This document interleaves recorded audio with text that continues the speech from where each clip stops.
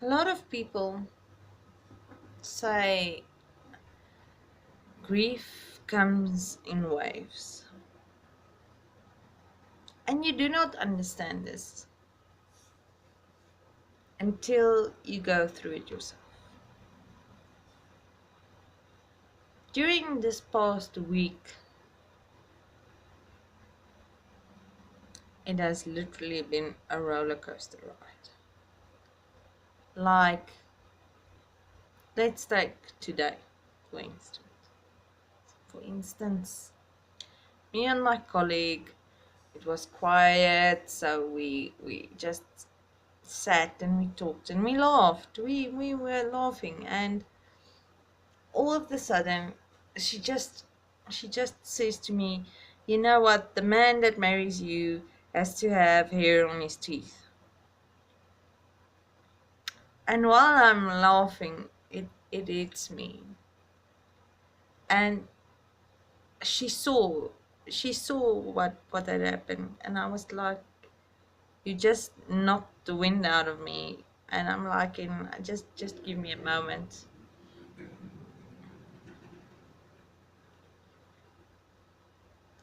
And what arose was this memory of the last time me and Jakes saw each other in person.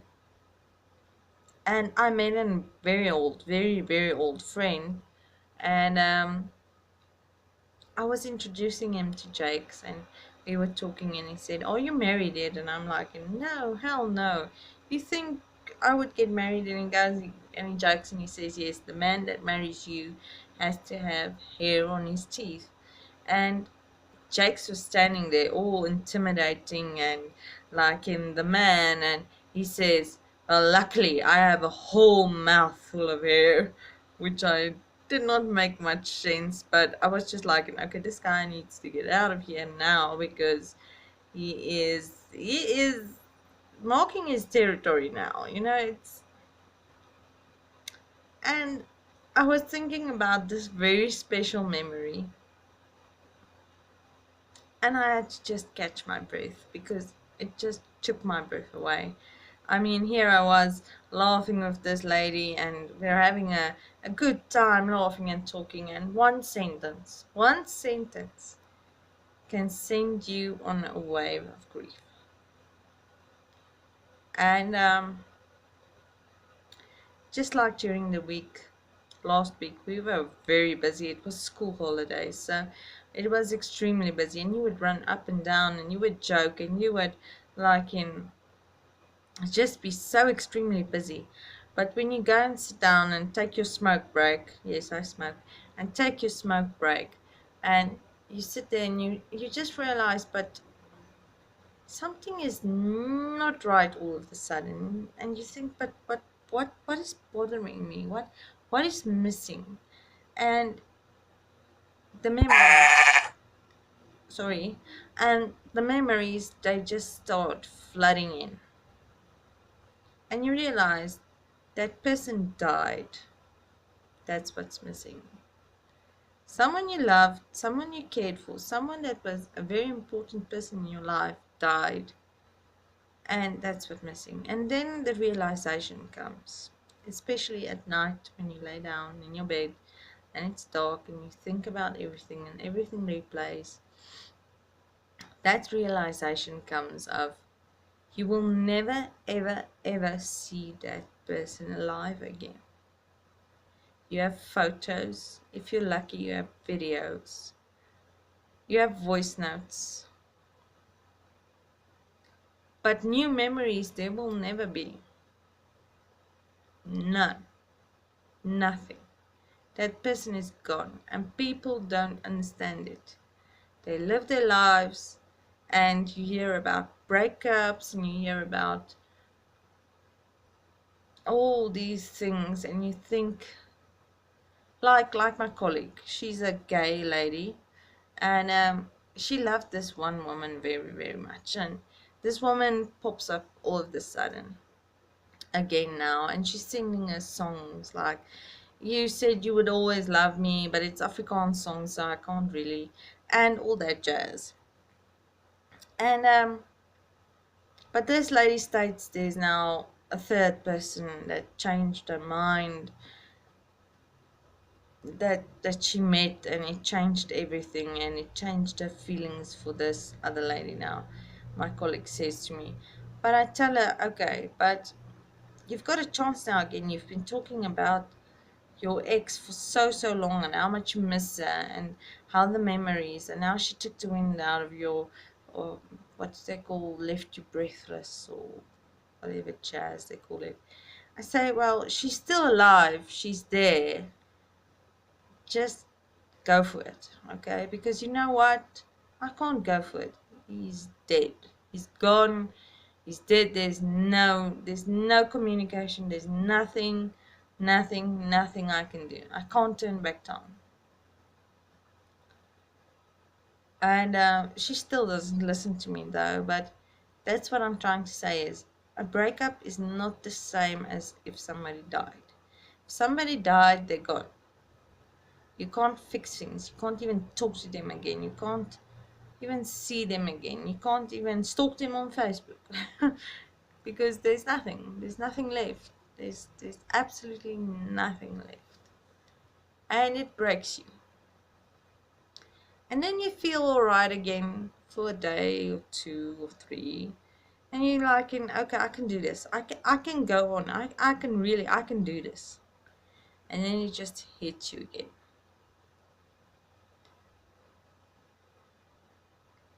I don't think you get many people in this life that you have that connection with, that you get that connection with.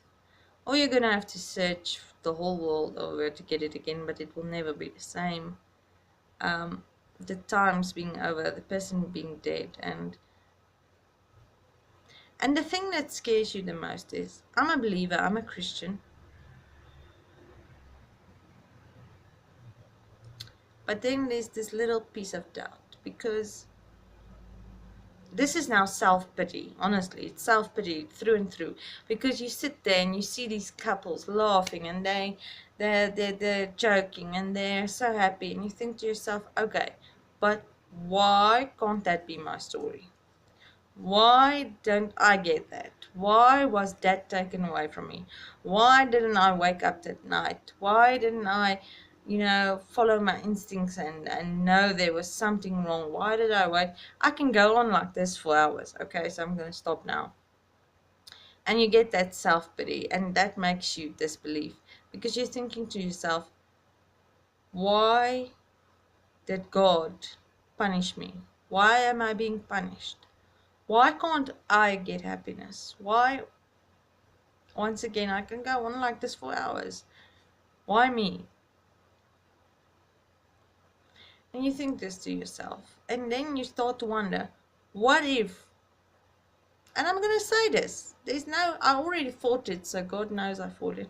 What if there's no heaven? What if you never, ever, ever see that person again? And what you had is completely over. And then you think to yourself, okay, I've watched so many videos about the afterlife on YouTube, and there's so many different versions of it. There's, you're going to go into another life, and you think to yourself, okay, so you go into another life, you meet maybe the same souls, and you're not going to remember this life, so what the hell is the use? So it's a very complex thing. Grief, I wish it upon no one. Everybody has to die sometimes. You're gonna lose someone in your life. If you haven't yet, you're very, very lucky. Um, and it's a thing you carry with you. It's like, I had one comment that said his wife or his girlfriend passed away as well. And he said nobody sees her next to me. And it's true, because that person is always next to you in your faults. Because that's the only way you can stay sane, is to think that maybe by some chance, you hope they rest in peace, but maybe by some chance that person is still with you, and is also missing you, and is still with you on this path, this journey. And that which he said is that nobody sees her next to him. And that's so true. They look at you and they don't understand. There's not a moment, maybe it's like milliseconds, there's maybe minutes, but there's not a day. There's so many moments in a day. Let's say a day is 100%, 80% of the day you're thinking about that person. And you can't help it. I can't help it. I can't help it. I can't. When I start to think, I think Jake's is dead. And that means that person is next to you all the time. All the time. Maybe not spiritually, maybe not physically, but in your mind, in your mindset, that person is next to you. And now people will tell you, you need to meet more people. You need to meet a replacement. He hasn't been, he will never be replaced. In this lifetime, I cannot replace that man. I promise you. You know, and we were just epic.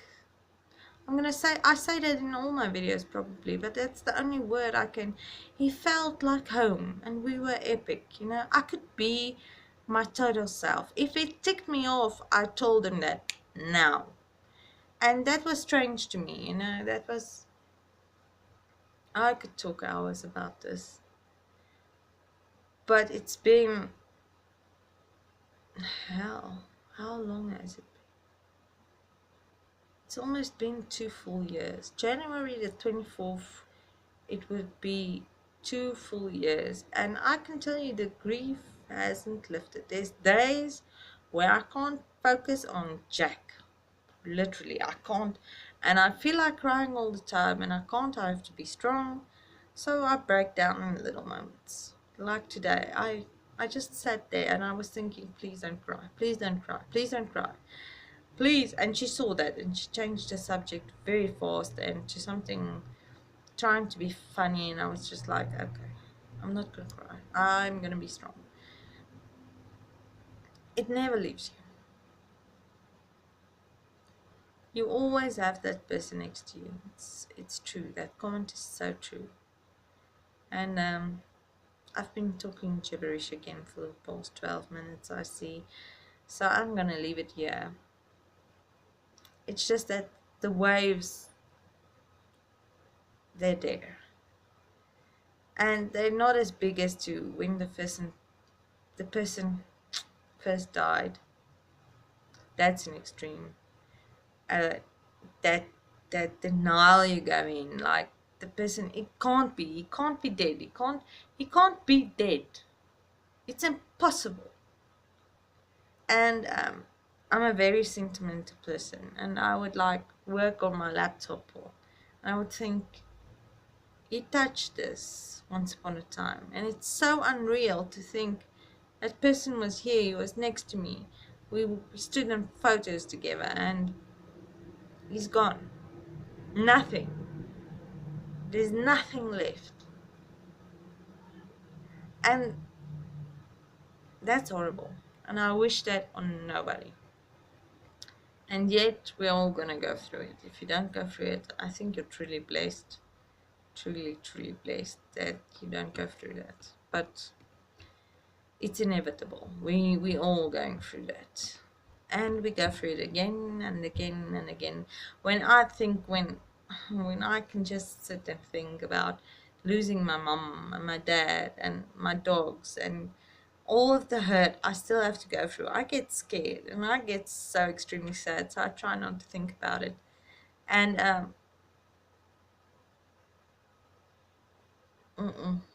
you don't go there. It's a very, very dark place. But yes, that's the waves that you ride.